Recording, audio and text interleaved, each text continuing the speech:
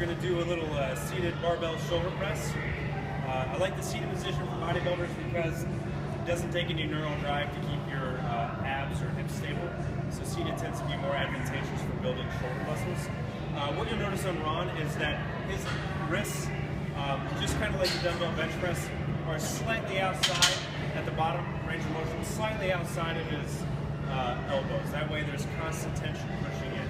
Okay, so he'll just go ahead and push up. And as he's coming down, he's trying to shove his hands in. What that's doing is everything inside of his hands, his deltoids in particular, are going to be working. Right? As he pushes up, if you want to get a little bit more advanced, as you push up, think about actually trying to drive your elbows down. So there's going to be a little bit of lat involvement. When you drive your, you activate your lats and drive your elbows down and arms up, that just shortens the shoulder muscles just a little bit more, right? But if that's too complicated, you're not going to get that much of an advantage by doing it or the other.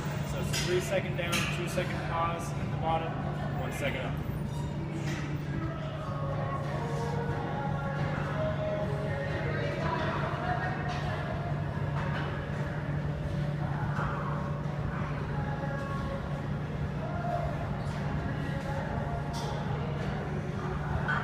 Alright, Boulder shoulder time, kids. We're going to start with super duper heavy weights, the 5-pounders.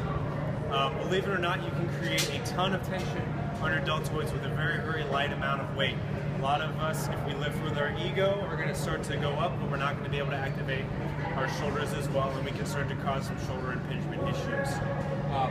So what Ron's going to do is his initial starting point is actually going to be crunched. So it's kind of like you just did a cable crunch. Your abs are shortened.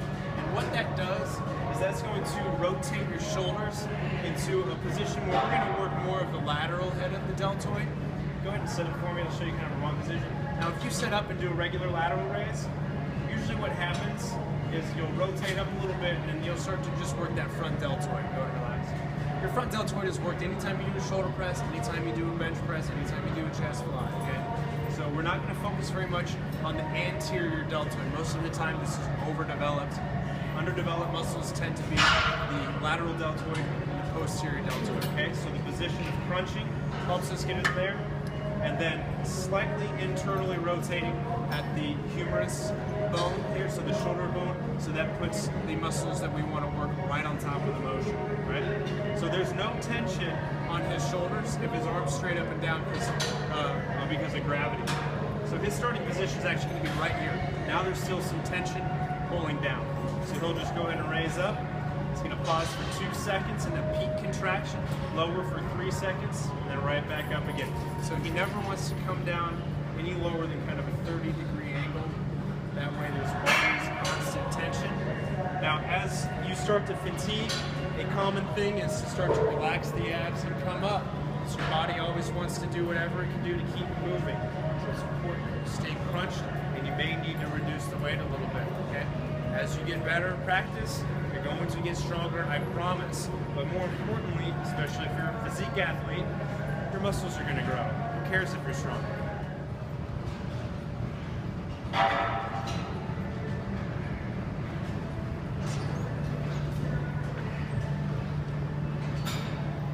Alright, so now we're going to do a forehead on bench, bent over lateral raise.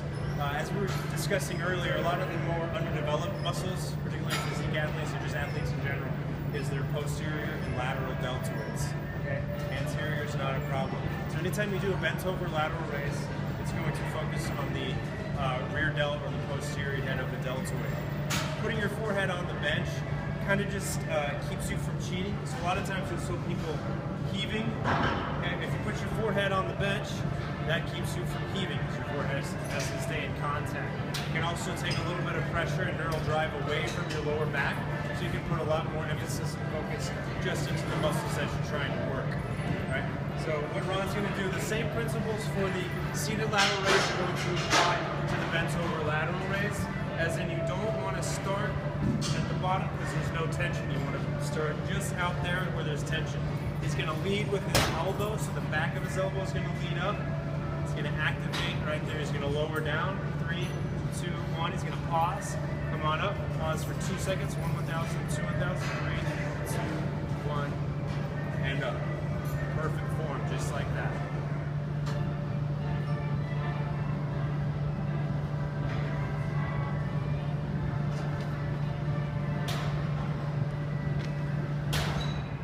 So now we're going to do a sideline incline bench lateral raise. It's a bit of a mouthful, okay, but it's a fantastic exercise. Anytime that we do a shoulder exercise, for the most part, the overload's going to be when the muscle's in a peak contraction. It's very difficult for you to get the overload at the bottom or at the beginning of the contraction.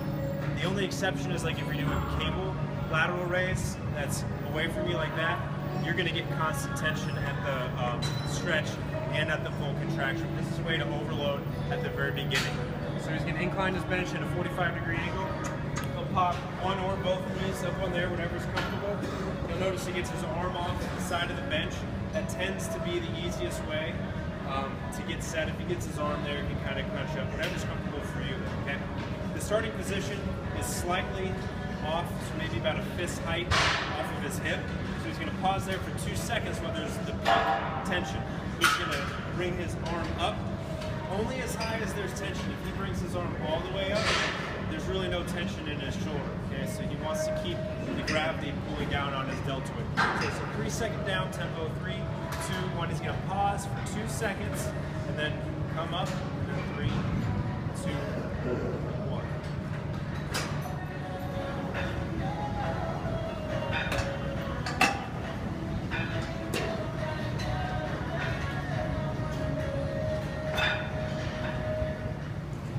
So now we're going to do another variation of a rear delt fly. This one, there's really no, with the machines, you're always going to have constant tension. You don't have to worry about gravity.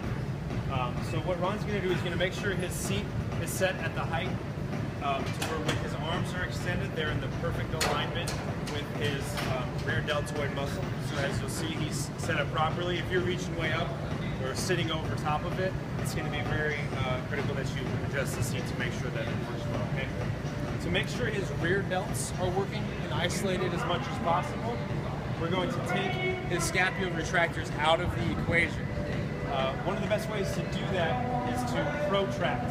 So his scapulas are completely stretched so that they can't activate. So now the only thing that he can really use is his rear deltoid. So he'll start to press out, and then he'll stop, and then he'll start to go forward again. Now you'll notice if he comes back too far, he really starts to retract the scapulas. So your range of motion is going to be a little bit more dictated by keeping your shoulders protracted as opposed to how far you can go. So for him right here to right here is about his range of motion. So he'll pause here for 2 seconds, 3 seconds to there, and back. And one way to tell, especially if you have a partner, just have him take a look at you. He'll be able to see your real deltoid firing.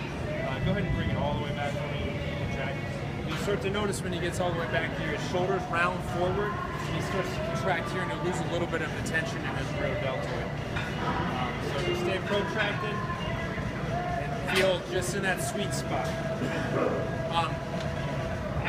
As a partner, what you can do to help stimulate muscles, particularly like back muscles and muscles that people have a hard time stimulating, you just tap it. Sometimes what I like to do is I'll find where the insertions are, so the origin and the insertion, and I'll take my finger and I'll just shorten it like that, so they can feel what it feels like for the muscle to elongate and shorten. That allows just for a little bit mind-muscle connection for your partner, and hopefully you can teach them how to do the same thing for you so you get a better workout.